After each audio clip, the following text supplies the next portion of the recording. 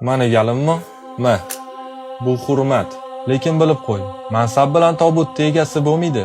Bir kun sanda, bir kun manda. Cho'ntagingdan puling, atrofingdan odamlar ketsa ham, muhimi ichingda chest dostoynstving ketmasin. Chunki hurmat moddiy narsalardan qimmatroqdir. Bu esa chiroy va quvvat. Bu narsalar bilan hech qachon kibrlanma. Chunki eng chiroyli gullar ham bir kuni so'ladi va eng kuchli qurollarni ham o'qi tugaydi. Bu o'zing o'g'irlik xislati deyarli hammada bor. Behuda narsalarga va kerak emas odamlarga vaqtimizni sarflab, uni o'g'irlab bo'ldik. Ko'pchilik vaqti keladi deydi, lekin aksincha, vaqt faqat ketadi. Bu esa do'st deb ataydigan kimsalaring.